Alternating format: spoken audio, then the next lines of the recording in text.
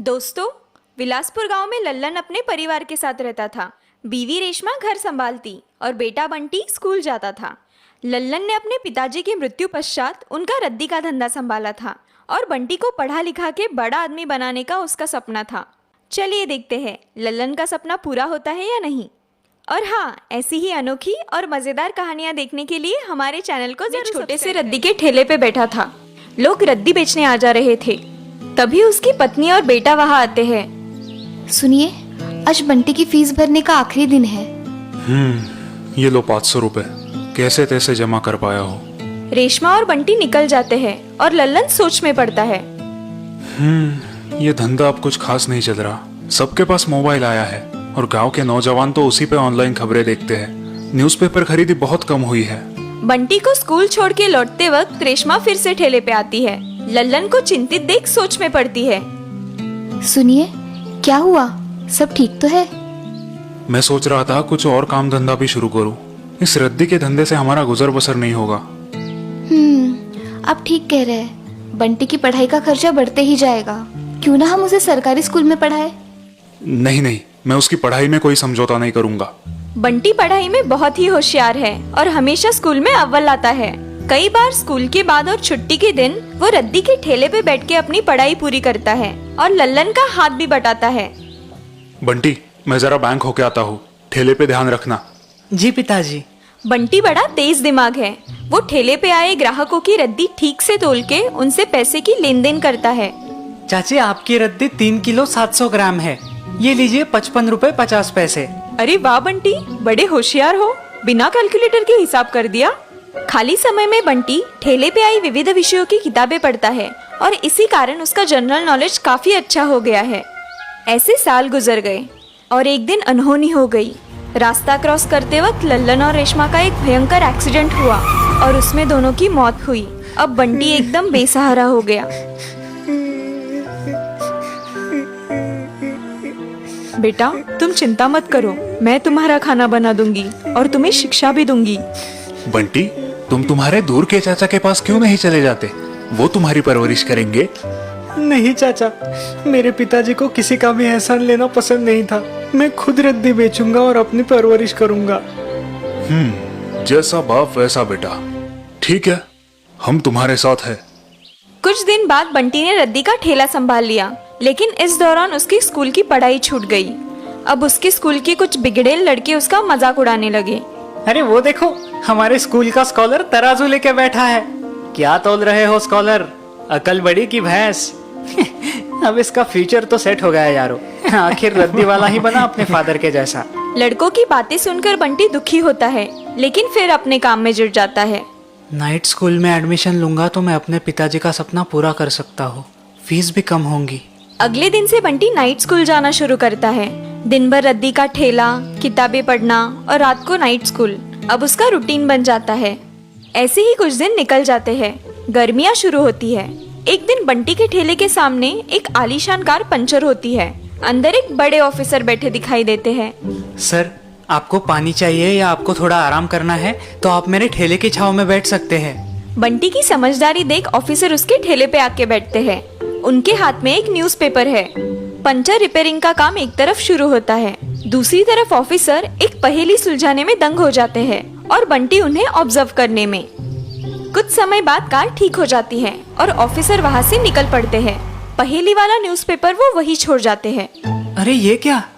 लगता है सर गलती से ये न्यूज़पेपर भूल गए हैं। गाड़ी का नंबर नोट करता हूँ। बंटी फुर्ती से कार का नंबर नोट करता है। अब उसका ध्यान न्यूज़पेपर की पहेली पे जाता है। ओह, इस महाशब्द पहेली का सिर्फ एक ही शब्द बाकी है। बाकी तो सर ने सुलझा ली है। बंटी रोज रद्दी में आने वाली पेपर्स की पहेलियां सुलझाते सुलझाते एकदम माहिर हो जाता है। इसीलिए बचा हुआ शब्द आसानी से पहचान कर पूरी महापहेली सुलझा लेता है। जो काटे तो चुभती है लेकिन उल्टा काटती नहीं। जो एक बार बढ़ने लगे तो बिल्कुल रुकती नहीं। एकदम आसान जवाब था। ये शब्द पहेली तो कंप्लीट हो गई। अब बंटी की नजर उस पहेली के इनाम पर जाती है और उसे आश्चर्य का धक्का लगता है। ओह, इस महापहेली को सुलझा के जो सबसे पहले भेजेगा उसे 1 करोड़ रुपए का इनाम मिलेगा। बंटी बिना वक्त बर्बाद किए पोस्ट ऑफिस पहुंचता है। उस न्यूज़पेपर को उसमें दिए गए एड्रेस पे पोस्ट करता है और फिर अपने रूटीन में व्यस्त हो जाता है। 1 महीने बाद बंटी के सामने एक नई मुसीबत खड़ी होती है। उसके ठेले के सामने कोई और रद्दी की दुकान खोलता है और ज्यादा भाव में रद्दी लेना शुरू करता है। बंटी के सारे ग्राहक अब उस नई दुकान में जाने लगते हैं। अब तो मेरा इस धंधे में टिकना कठिन है। दूसरा कुछ काम देखना होगा, लेकिन पढ़ाई अधूरी रह जाएगी। बंटी अपना ठेला बंद करने की सोच ही रहा था कि तभी कुछ प्रसार माध्यमों की गाड़ियां वहां आती है। चैनल के रिपोर्टर्स, कैमरामैन आदि बंटी को घेर लेते हैं। सारा गांव जमा हो जाता है और बंटी पूरी तरह से उलझन में पड़ता है। नमस्कार बंटी जी, इतनी बड़ी सफलता पाने के बाद आपको कैसा लग रहा है? बंटी जी, हमें बताइए, आपने ये महाशब्द पहेली सुलझाई कैसे? कौन है आपकी प्रेरणा? जी आप क्या कह रहे हैं? कौन सी पहेली? एक रिपोर्टर उसे वो शब्द पहेली दिखाता है और बंटी चकित हो जाता है। ये देखिए बंटी जी, आपने ये 1 करोड़ के इनाम वाली महाशब्द पहेली सुलझाई है। कॉन्ग्रेचुलेशंस, आप करोड़पति बन गए हो, वो भी इतनी कम उम्र में। अब बंटी को सारी बातों का खुलासा हो जाता है।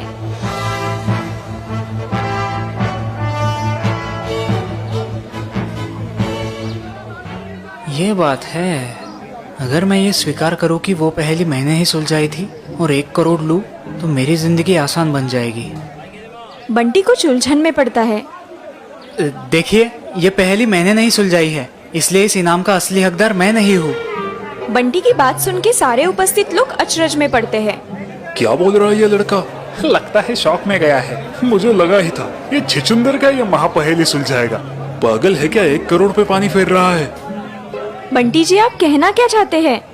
देखिए, इस इनाम का असली हकदार वो है जिनके गाड़ी का नंबर MP06 AB5432 है। अरे ये तो चैटर्जी सर के कार का नंबर है ना, इस न्यूज़पेपर के owner. What a coincidence, what a news. तभी बंटी ने बताई कार वहाँ आती है और कार से वही ऑफिसर उतरते हैं। वो बंटी के पास आते हैं। बंटी, इस इनाम का असली हकदार मैं नहीं, तुम हो। सर प्लीज हमें सारी हकीकत खुल के बताइए। ये श्योर, मैंने आखिरी एक जवाब ना आने पे वो न्यूज़पेपर फ्रस्ट्रेट होके बंटी की दुकान में फेंक दिया था। मेरे ही न्यूज़पेपर ने मुझे चैलेंज किया था और हराया था, इसीलिए मेरा ईगो हर्ट हुआ था। मिस्टर चैटर्जी की बात सुन के सारे लोग चकित होते हैं। लेकिन आज बंटी की ईमानदारी और होशियारी देख के मेरी आंखें खुल गई और मेरा इंटेलिजेंट होने का घमंड भी उतर गया। चैटर्जी की बातें सुन के सारे उपस्थित लोग तालियां बजाते हैं। बंटी की आंखें भर आती है। बंटी, आज से तुम सिर्फ और सिर्फ पढ़ाई करोगे और अपने माता पिता का सपना पूरा करोगे। मिस्टर चैटर्जी बंटी को 1 करोड़ का चेक प्रदान करते हैं। सारा गांव बंटी की नम्रता, ईमानदारी और होशियारी देख के सराहना करता है। काश आज माँ और पिताजी होते। मोबाइल आया था, वो बहुत ही आलसी और कामचोर हुआ था और इसी कारण उसकी माँ निर्मला चिंतित थी। पप्पू बेटा नहा लो, 10 बज चुके हैं, मुझे काम पे निकलना है। क्या मुसीबत है।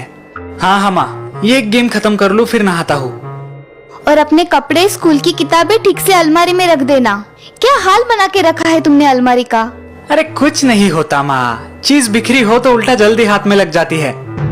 पप्पू की आदतें बिगड़ रही है। इससे पहले कि देर हो जाए मुझे कुछ करना होगा। हर साल गर्मियों की छुट्टियों में पप्पू उसके मामा मनोज के गांव जाता है। इस साल उसकी माँ निर्मला उसे गांव छोड़ने जाती है। अब मनोज भैया ही इसे सुधार सकते हैं।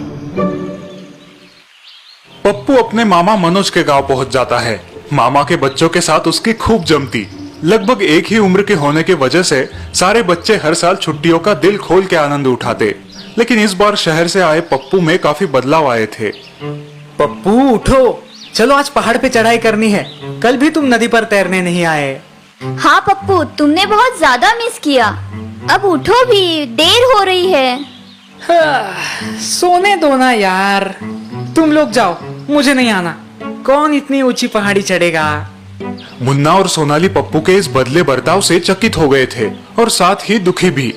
भैया, ये पप्पू को क्या हो गया है? हमेशा जैसे किसी भी खेल में रुचि नहीं दिखाता। हाँ, मैं भी वही सोच रहा हूँ। पप्पू पहले ऐसा नहीं था। चलो हम पहाड़ी पर जाके आते हैं। यहाँ घर पे पप्पू आराम से उठता है। अपना बिछाना चद्दर बिना ठीक ठाक किए वैसे ही रसोई घर में जाता है। मामी, बड़ी जोर की भूख लगी है, नाश्ता दीजिए प्लीज। हाँ बेटा, पहले ब्रश कर लो, नहा लो। नहीं मामी, दांत ब्रश करने में मुझे बड़ा बोरिंग लगता है। मैं नाश्ता करने के बाद ब्रश कर लूंगा। ये पप्पू को क्या हो गया है? जब से आया है बदला बदला लग रहा है। पहले कितना गुणी था, एक भी बुरी आदत नहीं थी। अब अपने जूते तक सही जगह पर नहीं लगता।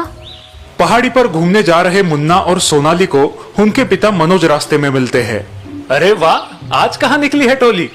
बाबूजी, हम पहाड़ी पर सैर सपाटा करने जा रहे हैं। अरे वाह वाह, जाओ जाओ। लेकिन तुम्हारा साथी पप्पू कहाँ है? बाबूजी, पप्पू अब बहुत बदल गया है। अब वो पहले जैसे हमारे साथ मौज मस्ती नहीं करता। जब देखो तब मोबाइल लेके बैठा रहता है या सोता रहता है। तभी निर्मला वहाँ पे आती है।